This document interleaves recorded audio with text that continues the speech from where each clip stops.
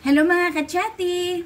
Ako po ngayon ay magluluto ng paborito po naming lahat kasi natatakam po ako. Magluluto po kami ngayon ng pansit bihon. Nagpainit na ako ng mantika.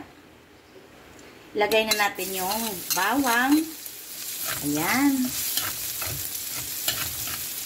Madali lang pong lutuin. Tapos sunod na natin yung sibuyas kasi sinapchap ko siya ng maliit. Kunti lang nilagay kong mantika para hindi naman siya masyadong oily pag kinain mo. Isunod natin yung aking hinimay-himay na chicken. Actually ito nilaga ko na siya para madaling maluto talaga. Nakalaga na po ito. Tapos hinimay-himay lang. Maglagay na tayo ng paminta. Ayan, kamayin ko na lang ha. Tapos, lagay na tayo ng kaunting oyster. Sayang naman. Kaunting soy sauce. And then, mix together. So, lagyan lang natin ng kaunting tubig kasi para hindi mag-dry. Ayan, ganyan lang kadami. Ayan. Kumukulo-kulo na, ilagay na po natin ang ating gulay. So, lagay natin yung carrots. Kasi halos sabay-sabay na rin ito kasi mga lang naman to, mga maliliit lang na hiwa. So, madali lang siyang maluto. So, sunod natin yung Baguio beans. Masarap po pag maraming gulay ang ilagay. Since kami-kami lang din naman ang kakain, kaya okay lang to. Hindi naman to pang tinda, kundi amin-amin lang. Kaya dinamihan ko talaga ang gulay. So, ilagay na po natin yung repolyo. Ayan, dinamihan ko rin siya. Kasi masarap nga pag maraming gulay. At ito din yung paborito ko talagang gulay. Ang sarap po kaya niyang papakin.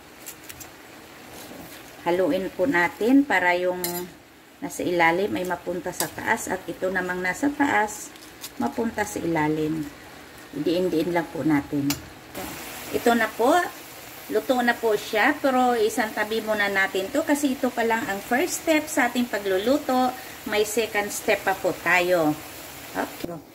Ito na po yung step 2 na aking sinasabi. Ang nilagay ko po dito, yung natirang sabaw doon sa mga gulay-gulay, pinaghalo ko na po dito. Tapos, nag-add lang ako ng tubig, nilagyan ko ng soy sauce, at nilagyan po ng, ng Knorr cube na chicken din para mas lalong yummy. Ito na po yung bihon. Binabad na po namin to sa tubig para maging buhaghag pag nilagay na namin doon sa kawali. Go.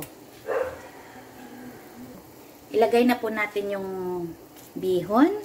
Bihon po ang tawag sa amin nito, pansit bihon. Ayan. Pag marami pong water ang i-prepare natin, pwede po natin siyang bawasan. Yung mga nakuha po natin na sobra, i-adjust po natin kasi lulutuin pa po natin to eh. So, yun lang. Ito, ongoing po natin itong hinahalo-halo para maluto siya. Although may sabaw pa siya, pero kailangan nating i-absorb lahat ng pansit bihon, ang tubig, kasi hindi pa po siya totaling luto. Kailangan i-mix together pa po natin. Ito na po yung update sa ating nilutong pansit bihon. Ayan. Nagbawas po tayo ng konting sabaw kasi marami po siya. Pero still ongoing pa po, kailangan pa po natin lutuin siya. Pag ganito na po yung itsura ng inyong pansit, hinaan nga po ninyo yung anyong fire kasi para hindi po siya masunog. Or tawag ba nito magdikit na. So ilagay na po natin ang gulay. Ayan, halo na po natin yung gulay natin. Yan, yummy yummy. Ito, hinalo na po natin ang gulay at ang pansit bihon. Yummy yummy na po. Nakakagutom na at ang bango-bango po. Sa totoo lang, kahit konti lang yung halo natin. Pero yummy. Ito na po yung finished product na niluto kong pansit bihon. Kain-kain na po tayo at ito na po ang